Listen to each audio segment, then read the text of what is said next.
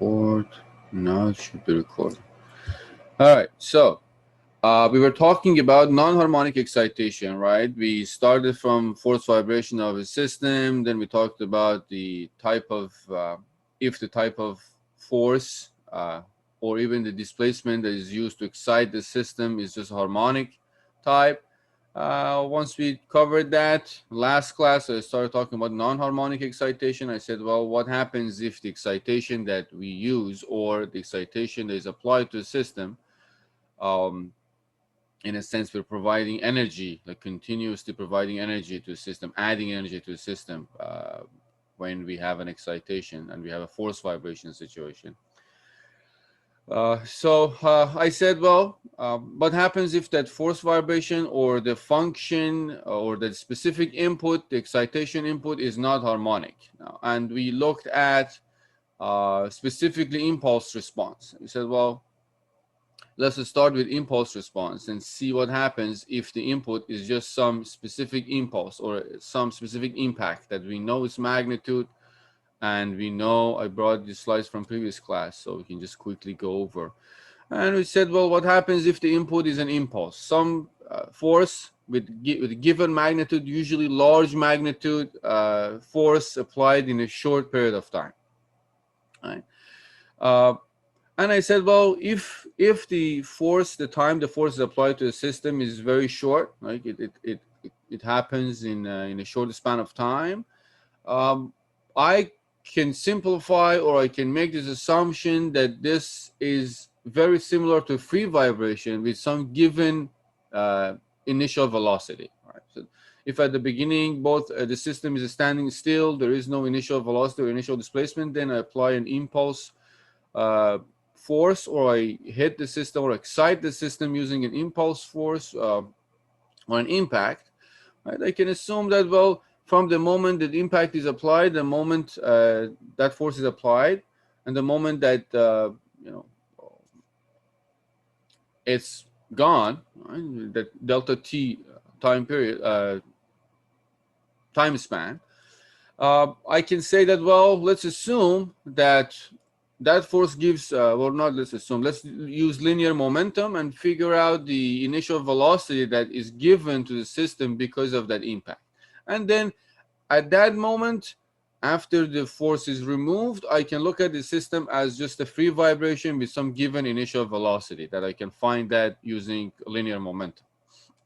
Now, if I use that, right, this idealization, I would say, and remember, this idealization gets less and less accurate if delta t increases, right? Because we're talking about a short period of short time span that the force is applied. So the shorter the time span is, the time that the force is applied is, the more accurate this assumption is. If I say, well, the force is applied to the system for 2 seconds, now this is just too much. Right? Now what I get, what the system response I get following this assumption is going to be a little, I would say, farther from what actually happens when that force is applied to the system. So the idea of impulse is a force applied in a short time, and that's the idea I'm using to make that assumption. As just let's assume that it gets some initial, I give it some initial velocity, and then it's free vibration. The longer the time the force is applied, the farther this assumption, I would say, gets from the reality. All right, so make this assumption, we'll say now it's free vibration with some initial velocity. Well, I found that initial velocity given the force, the magnitude of the force, and the time the force is applied to the system. From that, using the general expression for the system response under free vibration, I could find this response of the system to an impulse. Now, I said this is the impulse that is applied to the system exactly at t equals to 0. Whether that t equals to 0 is the time that we start the measurement and apply the force, or that's the time that, that's the beginning of the whole system being under force vibration. Now, we get the system response for that. And we said, well, what happens if this impulse is applied to the system at some time that is not t equals to 0? Let's say we are observing a system, we are measuring the response of the system, the vibration in the system, and after tau amount of time, some given time, 1 second, 2 seconds, 10 seconds, 2 hours, after some given time, suddenly we have an impulse. There is an impact.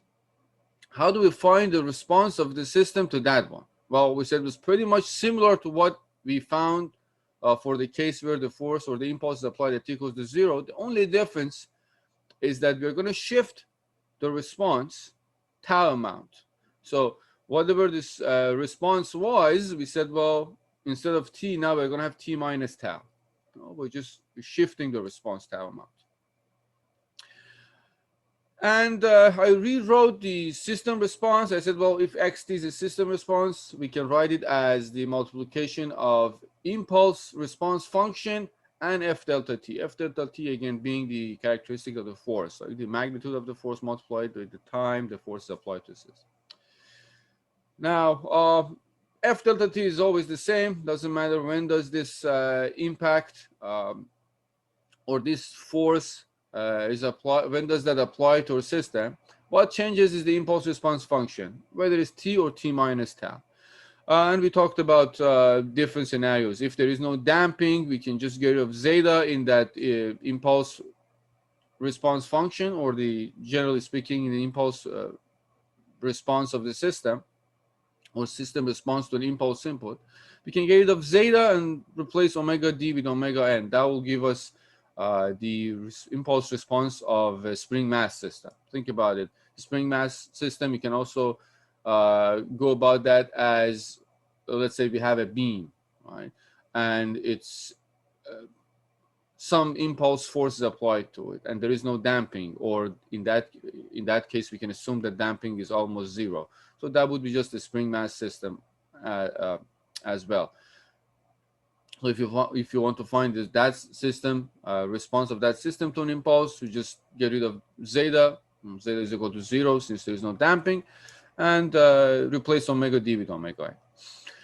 All right, and the other case, as we said, if there are multiple impulses, right, if there is one at t equals to 0, another one at t equals to 2 seconds, another one at t equals to 4 seconds, which usually is, well, not usually, but in a lot of industrial environments, it can happen. As an example, we went through a punch press, and we said, well, when we have a punch press, obviously it keeps being excited by an impulse force applied to the press because of this punching process.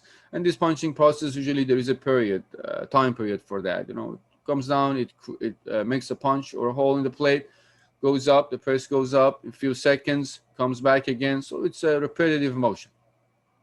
We said if you want to find the system response to multiple impulses, well, pretty much what we do is that we find the system response to each of them and then use the principle of superposition, or superimpose them together. And that was the example we went through. We said, well, let's assume that we have a punch press. The impulse is applied at t equals to 0. Then the second one is applied to the system at t equals to 1.5 seconds. And we found the response. We found the response of the system because of these two impulses. If we didn't have the second impulse, we only had the first impulse, well, the response would have been pretty straightforward. Here, h1t would have been the impulse response function, and then x1t would have been the response to that impulse. Since we have two, we had to calculate the response for each of them, right, for each impulse. The second one was applied at 1.5 seconds. So we had to find the impulse response function for that specific impulse, which is not applied at t equals 0, is applied at t equals to 1.5 seconds. So we got h2t, impulse response function. For an impulse, we use that expression. The system response for an impulse that is not occurred or applied to the system at t equal to 0.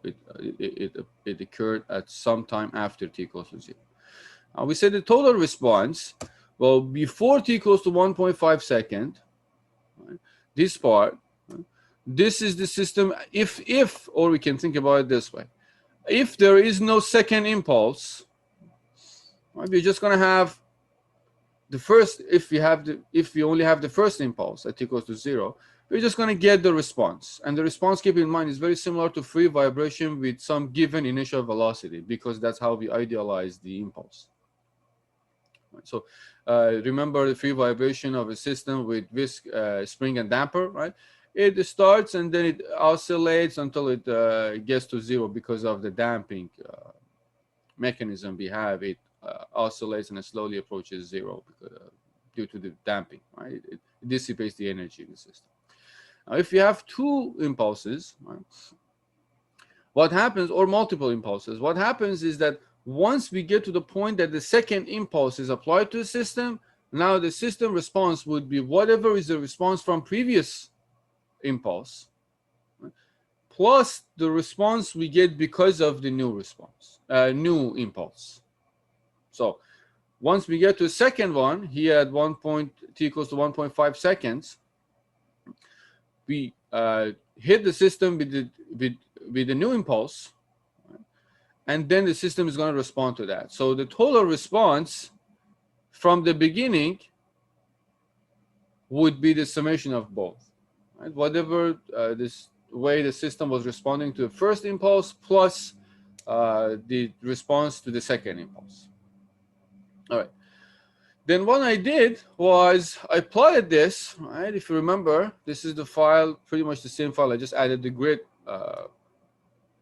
points to that, grid lines to this. I plotted the response. Remember, if I open this up, and the way I plotted this, I said, well, this part is pretty much h1x. And since this response is f delta t h1t, f delta t is 5 in this example. If I go back, remember that we were given f delta t as 5. So the system response would be f delta t ht, right? And this is what we put for the first part of the response. That value in front of 5, like 5 times something, this value is h1 delta t that we calculated that. In this case, t is x is t, or better to say. That's the independent variable, that's the input. So it's pretty much f delta t h1t. Now this is just for the time before we hit the system with the second impulse. So how do I plot the system response? Let me write this here. So the system response, while the t was smaller than 1.5 seconds, right, I pretty much just wrote xt, the system response, is f delta t h1t. And this f delta t is 5. Remember, Newton second. Now, if t is, if t is greater than or equal to 1.5 seconds, meaning that at that moment that we hit the system with the second impulse, now the system response is I'll call this x1t, x1t plus x2t, if you want to think about this.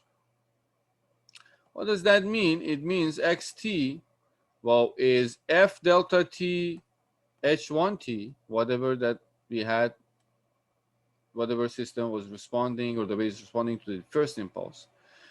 And after that 1.5 seconds, we are going to have f delta t dot h1t plus f delta t dot h2t. Now h2t is the impulse response function when the system, when the impulse is applied at some time that is not t equals to 0. So you can think about h2t as h t minus tau. In this case, tau would be 1.5 seconds. So I have to superimpose these two. But obviously, I can't just sum them up, because if I sum them up and I'm doing the plotting, it's going to sum them up from t equals to 0. So I have to shift it, right? Shift it and tell the software that add this, the second part, when you reach 1.5 seconds and after. So what I did here, that's what I did right there. So here, it's the first part is h2t. So it's the coefficient times exponential e to minus zeta omega and t minus tau, right? This is this expression. Plugged in the number, but the value on that is 1 over m omega d. That would be this constant there, 0.00224. E to minus zeta omega and t, right? Sorry, t minus tau. T minus tau, this is t, sine omega dt. This is this part. This is this part. Not excluding that multiplication. So that's the constant. E to minus zeta omega and t minus tau is exponential. I did the multiplication. Zeta here is 0.1. Omega n was 44.7. So minus 4.47 t minus tau. Tau is 1.5 seconds, right? The shift. And the second part is omega. I have to fix that. Omega also t minus tau. Right? They're shifting the time. So t minus tau. That would be this part. Sine. Now, in order to tell the software that add this to whatever I have from before after t equals to 1.5 seconds, I said, well, I'm going to do a little bit of programming. I said, well, this one, I'll clear this up. This expression, which is the system response because of the second impulse, f delta t times this, multiplied by t is equal to t, in this case again, x, representing t in this plotting software, greater than 1.5. We can just put greater than or equal if you want. Just a moment. Maybe I should put greater than equal instead. It's more correct. All right, so t is equal to greater than or equal to 1.5. So when this software is plotting, right, it starts from t equals to 0. Right? Is t greater than or equal to 1.5? No. So the output of that would be false. It goes to t equals to 0.1, 0.2, 0.3, depending on how many steps you're dividing this range to.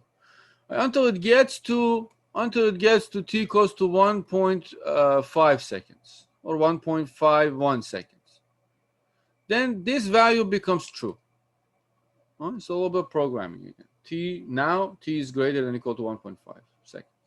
Now, once that becomes true, you can think about false as 0 and true as 1.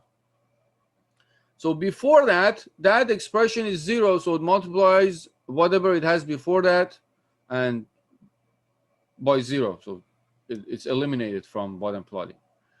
Once I get to the point or the part that t or the value of this expression becomes true, or in this case we can think about it as 1, then this expression, which is the part of the response because of the second impulse, comes into play and will be added to whatever we have from before. And that's how I plotted this response. All right. Any question about this one, guys? Just a little bit of programming there we had to do to sum these two together. And this is the general form. So you can always just think about this as, instead of t greater than this, you can think about it as t greater than tau or greater than equal to tau. So once this gets to tau or greater than equal to tau, this becomes true. And that's how we can actually plot the response. All right. Now, what I want to do next is, well, we found the analytical solution. We plotted that, in graph. And also keep in mind, the plot obviously makes sense. Hopefully it does to everyone. Let me clear things here. That we have this, the system, you know, is hit by some hammer or some impulse, in this case a press. This is the response. Then suddenly at 1.5 seconds, it gets hit again. So we're going to have a new oscillation added to whatever was happening from before.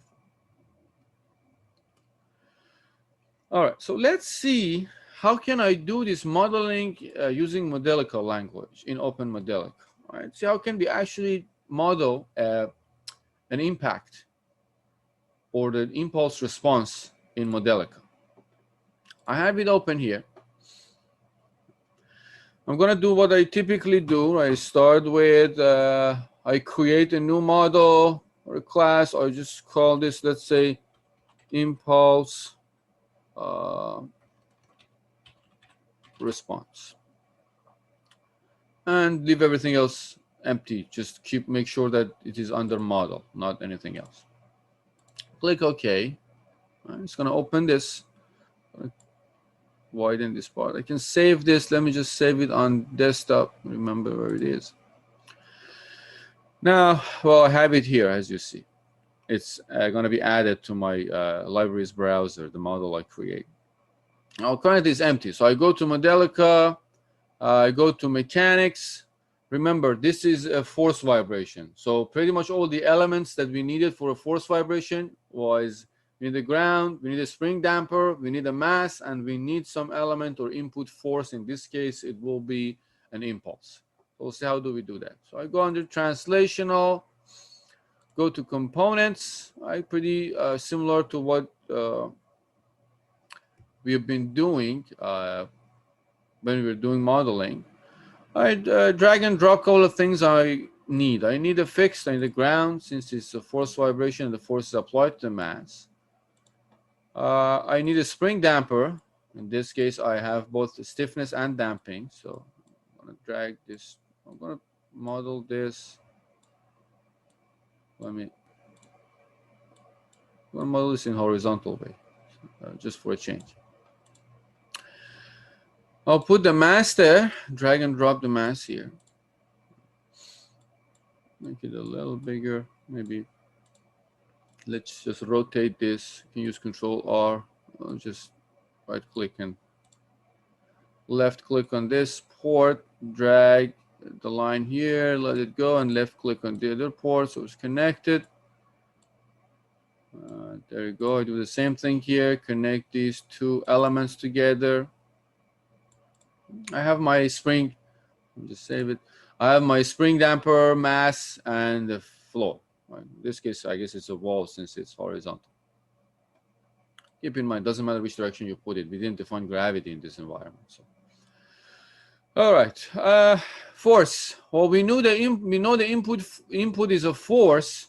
So we go to sources while we're here, and we say whatever the signal I'm going to choose to be the input, it has to be interpreted as force. So I'll drag this connector there and drop it here. I'm being lazy. I'm not really putting names for these. Use Control R and put it right here. So that would be whatever that comes into this connector, the rest of the system is going to interpret that as force. I'm going to connect this to force. Let me be a little more diligent and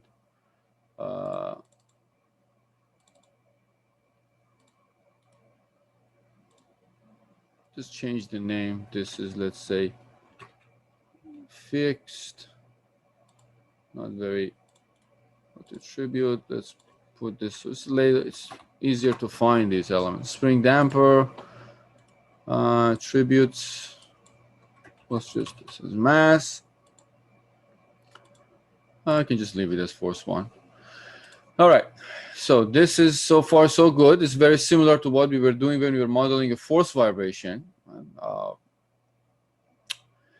Now, the type of input is going to change, right? We were using harmonic force. Now I'm going to use, I'll go to Modelica, to blocks, and I'm going to use the source, go to under, if I can find it, sources. I'm going to use an impulse instead of harmonic. I'll just drag and drop. Where is the pulse? There you go. drag and drop it here. Let's just put it input impulse. Let's put it here. I'm just going to rotate it a little bit, multiple times, so it's actually in the right direction. And this is the input signal. Well, so this is the general form. There's an impulse, there's an input, is applying the force to mass, and we have our spring damp. Well, let's just start putting the parameters in this on these blocks. I need to know spring stiffness, and I need to know damping constant. So let's go back to the model we have there. Spring stiffness, K, is 2 times 10 to 4. So let's bring that up. Spring is 2E4. Damping constant, well, I have a damping ratio, but I don't have a damping constant. So let me just calculate that. I have everything I need to actually find it. So let's just put here for simulation purpose. I don't know what other thing I have to calculate. We'll just keep it like this. So zeta is C over C critical, C over 2 square root of mk, or you can just write it 2m omega n. So C would be 2 zeta square root of mk. That would be 2.1 square root of 10 kilograms times 2 10 to 4. I think the mass was 10 kilograms. Hopefully I'm not making a mistake. 10 kilograms, yes. All right. So if we do this math, hopefully I did it.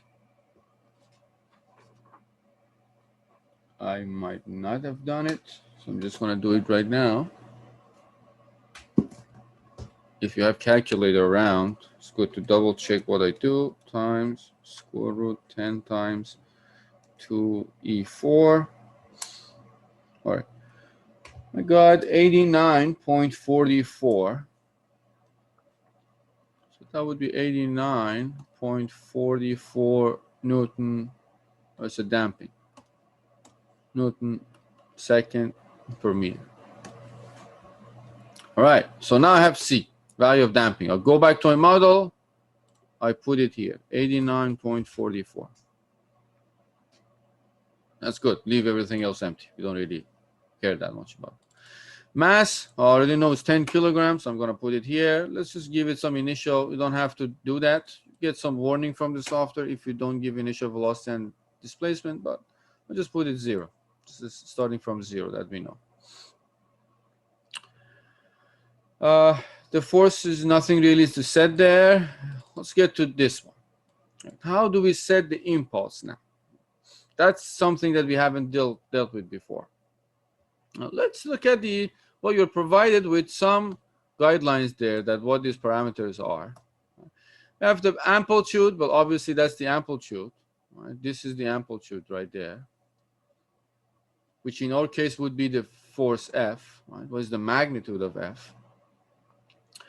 You have the width.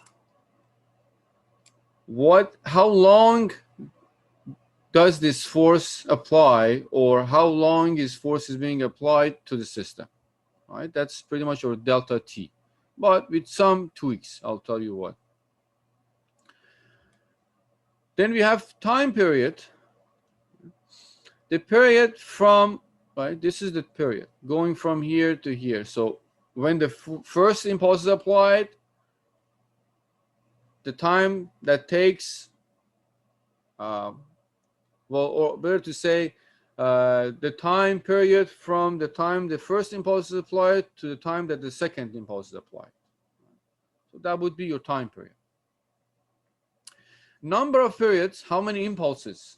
Right? If this is one period, this is one impulse, and the second, in this case, we have 2 periods, so I'll just put 2. Number of periods. The rest, offset and start time, we'll just keep them as 0 because we want to start from exactly right there, right? We want offset to be 0, so you start from exactly at time equals to, at force is equal to 0. At time equals to 0, you want to be exactly at the origin. So the offset, you will just put it as 0. And the start time is also 0, meaning that you start from t equals to 0. So that is our impulse, right? Keep in mind, this is the impulse we have. And then we have the second one right there. All right. And this is at t equals to 0, and then the second one is applied at 1.5 seconds. Let's see how can we input these parameters. Let's just start from the top. The magnitude, but what we have in this case, we don't really know the magnitude. We have F delta T being 5 Newton seconds. So we have to make a decision there, right? Since we are not given, I'm going to take, as long as the multiplication of them is 5 Newton second, I'm good, and I'm trying to keep delta T small. So let's say this is 500 Newtons and delta T is 0.01 second. Multiply these two, you're going to get 5 Newton second. As long as the multiplication is correct, F delta T, we're good. And we're going to keep delta T small because that's the assumption we made when we were finding the solution, analytical solution. All right, so I'll put the magnitude following those. Keep in mind that 500 and 0.01 is something that I came up with. As long as your F delta T is 5 Newton second, the multiplication of those, you're good. So I put the magnitude, which in this case is force, is going to be interpreted as force, 500. Now to put delta T width of the pulse, right, which is kind of representing the width of the pulse, right? This is delta T. Right there, you have delta T, and again you have delta T. The magnitude, or the value for width, it's explained here. It's width of the pulse in percentage of period. So this width right there, what you have to put in is delta T divided by time period multiplied by 100, because it says a percentage of time period. So in my case, I have my time period 0.01. So in this case, width is 0.01 divided by time period, which we are given in the problem that says every 1.5 seconds, right, from the first one to the second one. So 1.5 seconds times 100. If you do this math, 0.01 divided 1. If I calculate this, 0.01 divided by 1.5 times 100. Hopefully I didn't make a mistake. We'll see. It turned out to be 0.6666. No, it's just continuing, the continuous values going on. All right, so this is the width. Now period, time for one period, which we said is 1.5 seconds, right? The time from the first impact to the second impact. Number of periods, in this case we have 2 periods, and we just put 0 for these because we're going to start from the origin.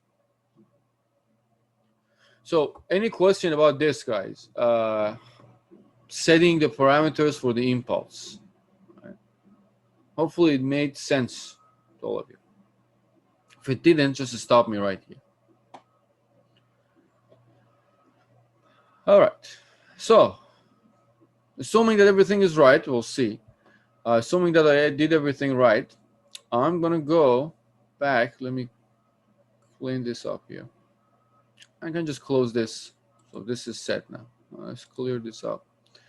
Now we have our system. Everything is set. Hopefully the input is impulse. It's interpreted as force. I'm just going to go to simulation setup. Bring it there. And let's run this for, well, at least 3 seconds we need. I'm going to increase the number of data points to get a smooth graph. Maybe 2,000, not 20. It's going to take some time to run, but we're going to get a smooth graph. So let's run this. You get some warning about you didn't set the initial velocity. It's just good to leave it empty because we don't really have the initial velocity value. I'm sorry, guys. All right, so we were done with modeling, went directly to plotting tab. Let's see. Let's take a look at input first. Actually, you know what? I don't want to take a look at input. I want to look at the response. This is mass. Let's see how did the response go. There you go. So this is the displacement of the mass. So very similar to what we got from analytical solution, right? If you look, bring up the analytical solution, right? Or to fit them in the same window, but get the idea. It's very similar, right? What we got from analytical solution and what we're getting from software. It should be. If there was a discrepancy, we had to figure that out. So the first impulse is applied there. Right? T goes to 0. System responds to that impulse, oscillates. Oscillation approaches 0 because of the damping in the system. Right? And then the second impulse is applied at T goes to 1.5 seconds. And then the total response would be from the beginning all the way to here for 3 seconds. Let's see if I've never done it. Let's see if I can. Let's open a new window. You can just go to create a new window plot. And let's see if actually gives me the, there you go. So this is the input impulse. See that the y-axis is force in this case. Then I zoom out a little bit. Let me make it in a way that we can see. Let's change the range to 510. And let's make this minus 0.1 so I can see what is going on. There you go. So this is the first impulse, right? This is the input we defined. I came to input impulse and I said I want to see the input, the output of that force that is applied to the system. Right? So this would be my first impulse at t equals to 0. Right? It occurred for the delta t is very tiny there. Obviously, it's 0.01 seconds. And the magnitude is 500. This axis is force in this case, right? We're interpreting the input as force. The second impulse occurred at t equals to 1.5 seconds and the same magnitude. So this is the input to the system. Now, given this input, if I go back to the previous plot, this is the output. This is the displacement. Displacement versus time. Now, if you want to plot this on top of your analytical solution to see, to exactly see if there is any discrepancy or something is different, you can just easily export that as CSV file. Right? As long as this is the only thing in the plot, you can just, and this, I can just close the other one.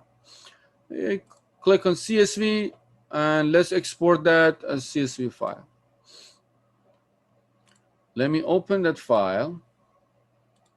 Stop if I can find it. There you go.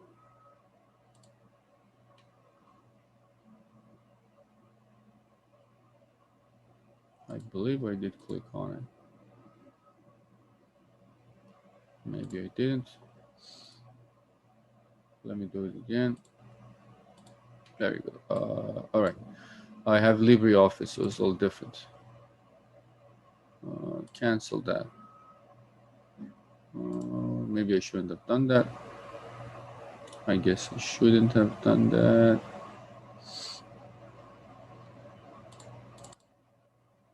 There you go. Okay. Open read only. Yeah.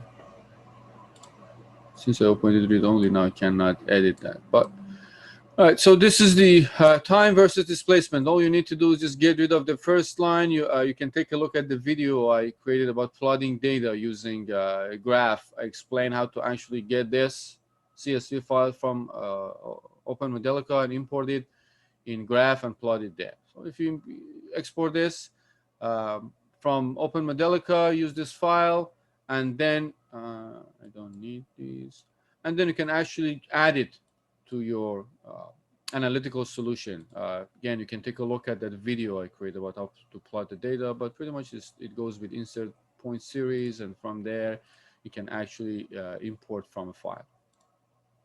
But definitely watch that video. If you directly import it, you have to modify the Excel CSV file and delete the first row.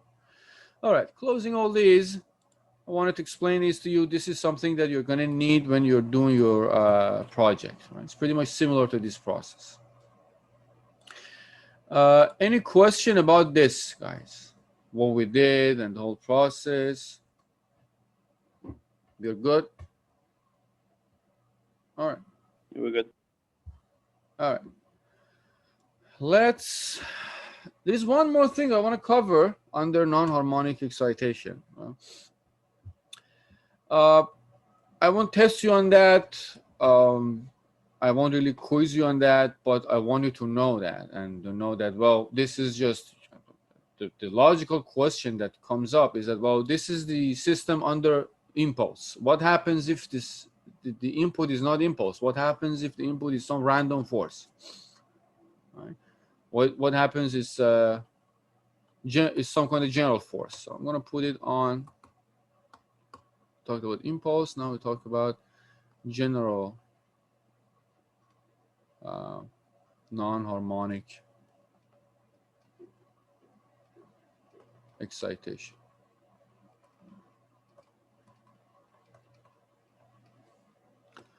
So assume that we have some general force, right? Before we had an impulse. Now in this case, let's say we have some force we can measure. This is, let's put it this way. This being force, newtons, or any unit that you consider for force, and this being time as seconds. And I have some force that is like this, has no really specific characteristic. It's not harmonic, it's not an impulse force. How do I deal with this?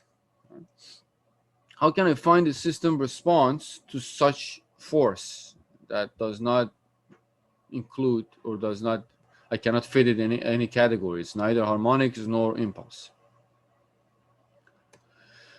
So what we're going to do is that we're going to use what we know. Right? We're going to use this system response to an impulse and take that into account. Let me move things around here. Sorry. And use that to find this system response to some general force. How do I do that? I'll say, well, this is just some general force. Right? Let's divide this general force into very small portions and treat each portion or part of the force as an impulse. Right? What I'm trying to say is that, let's say, if this is my force, let's say I divide it into sections. Right? Just keep dividing it to sections. The smaller the division, the better as your estimation. We'll see.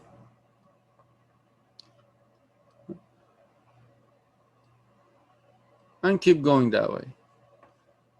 Right? Just keep dividing it till you get to the end, right there. Now, what I will do is that let's take one of these and look at it. Let's look at this one right there.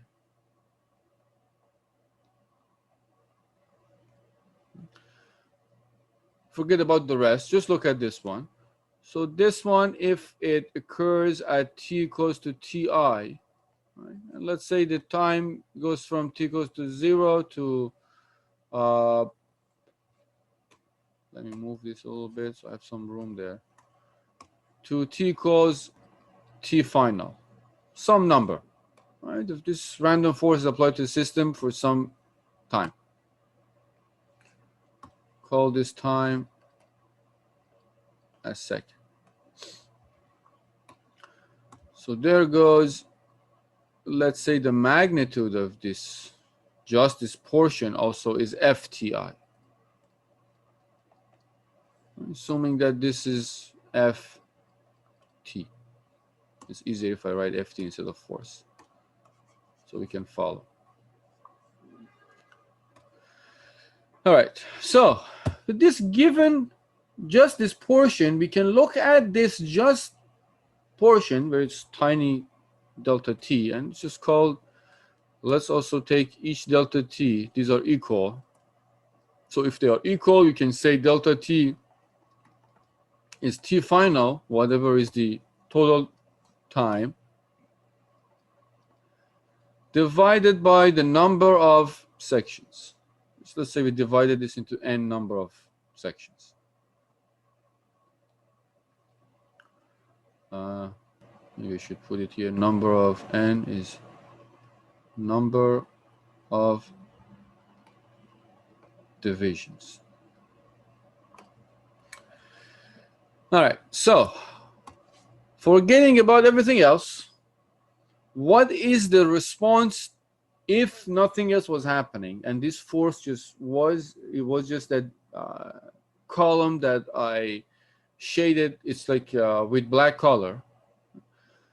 That was the only force applied to the system. I could just locate it as an impulse. Right? We have pretty much what we have here. We have n separate impulse forces. So basically we are approximating, let me write it this way. This is not good. We are approximating, so we know what's going on. We are approximating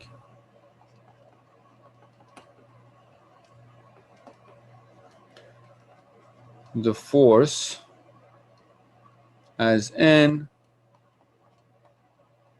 separate impulse forces.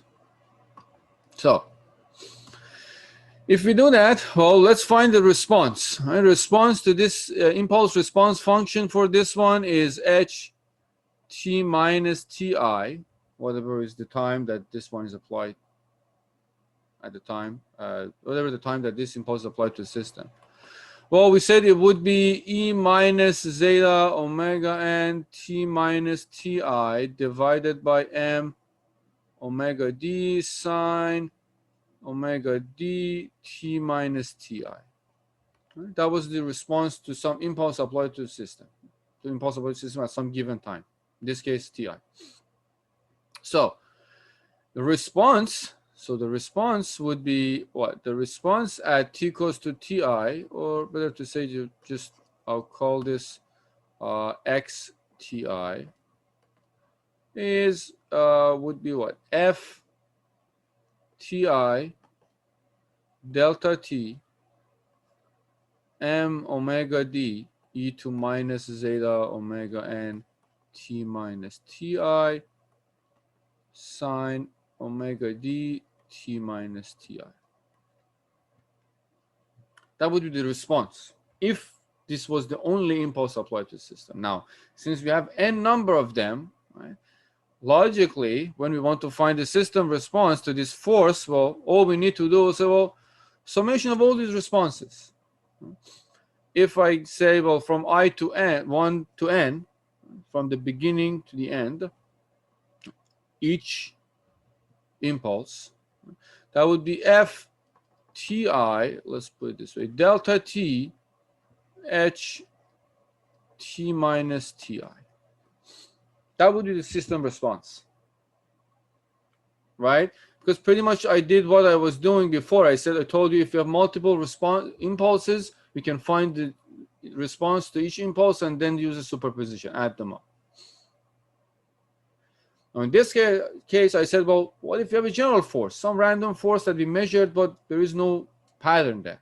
So we just add them together. All right, we assume that we divide it to n number of impulses. The smaller the width, delta t, the better, because we're going to get closer and closer to the real value. Right? Because if you think about it, if you look at this one, for instance, if it is impulse right there, that would be the value for f for this one. Now, if you see that this small area there is left out, because we're approximating. The smaller the width of this, the closer the approximation we are making to the real value of the force. And the missing part becomes tinier and tinier. It becomes tinier and tinier. So what happens then?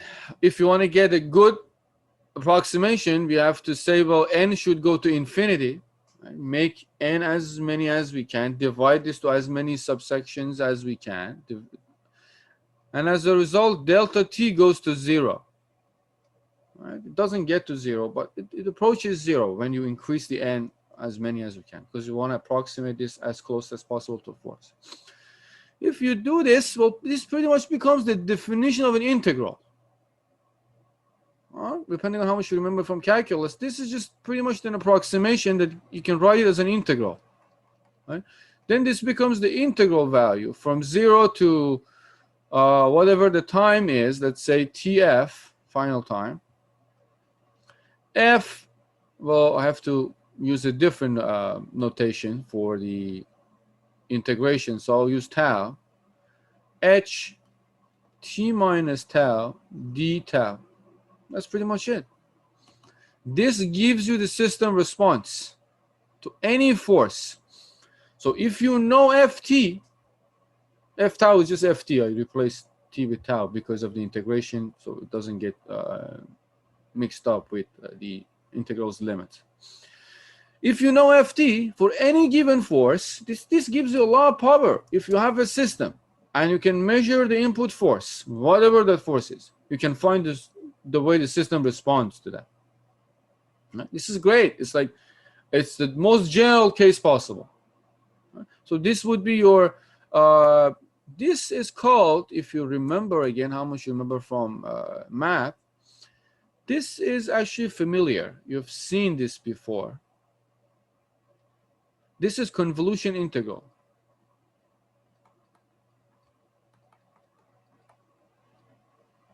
And convolution integral is pretty much the easier way to solve it is to take the Laplace transform. I don't know if you've dealt with Laplace transform. I'm guessing in differential equation you've seen it. This becomes a multiplication in Laplace transform, in Laplace environment, or domain, better to say, Laplace domain. But in time domain, it's just a convolution integral. Right? Now I can even go further and replace the parameters there. Right? I can just replace it here. We know f ht minus tau, so we can actually write it in this way. Let me just use mine now. It's pretty much the same thing that we were doing. E2, if you replace ht minus tau with e to minus zeta omega and t minus tau over m omega d sine function, you will get, you can take that out. It becomes e minus zeta omega n.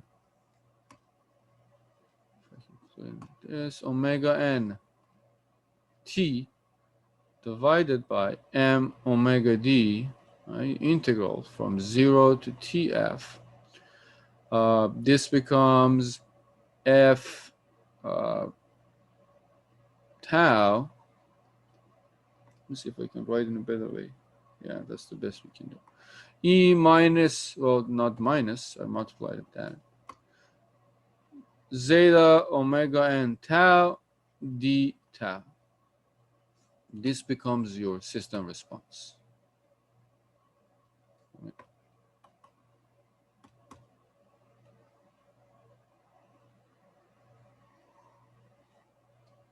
Right, this is omega d. So system response,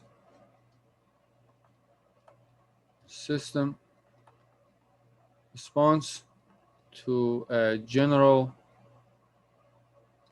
force, or to the general force Ft. Or just write it to the general force. To a general force defined by Ft or F tau, whatever. So again, if you know the form of the force, you can actually use that and find the response. It looks like a scalar integral, but for some simple forces like impulse input, right? If you have, if you have, well, it should work. If you use impulse input, F tau would be just pretty much this integral would be from 0 to delta t and the value of f, whatever f it is. right? The magnitude of the force. If you are using a step function, right? If you want to find the system response to a step function,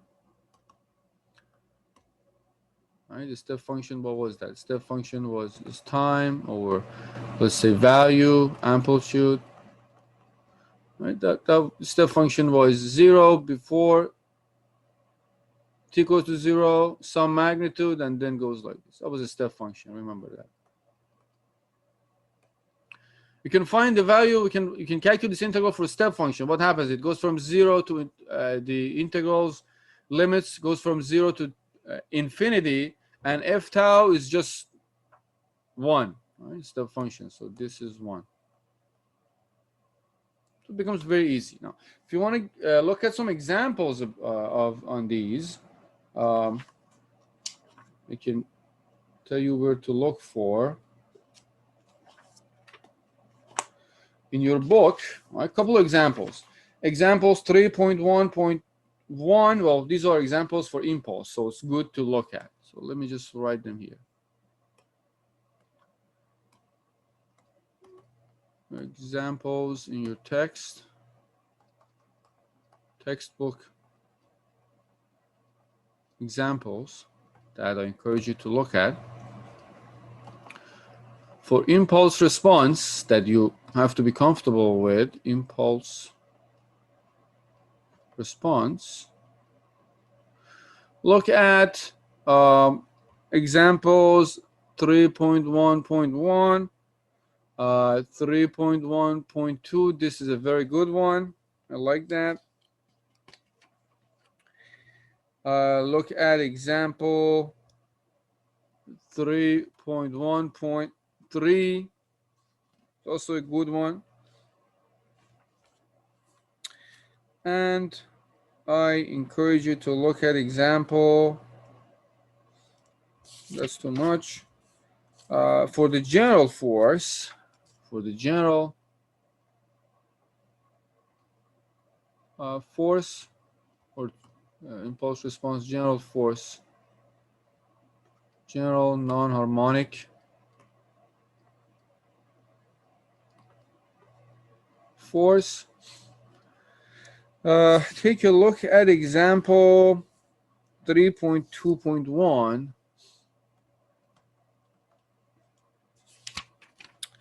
And a couple of good ones there. 3 points, especially this one I like.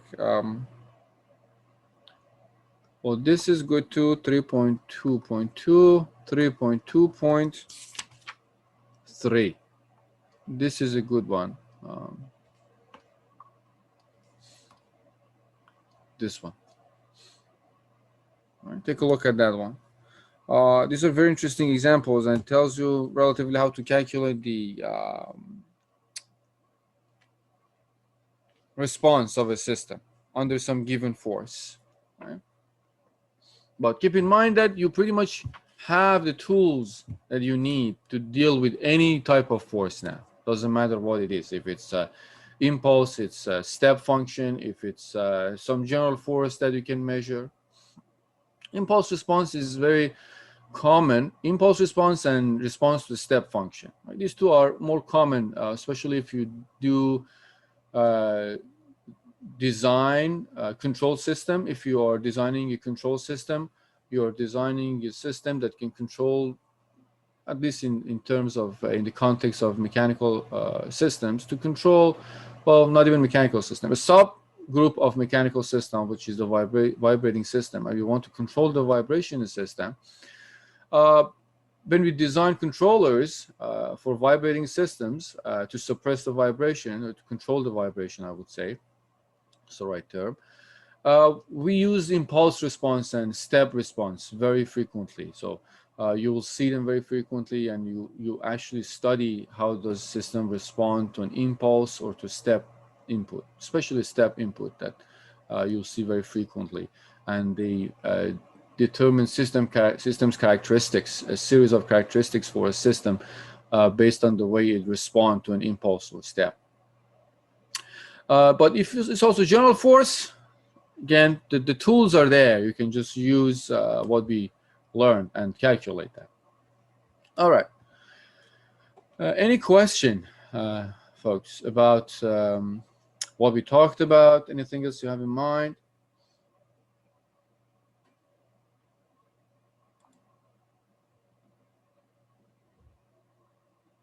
All right. I had another example, but it's a very simple one. I can just post that as a sample problem. You can take a look at it. It's also an impulse response of a mass under vibration, which is very close to what I asked you to do.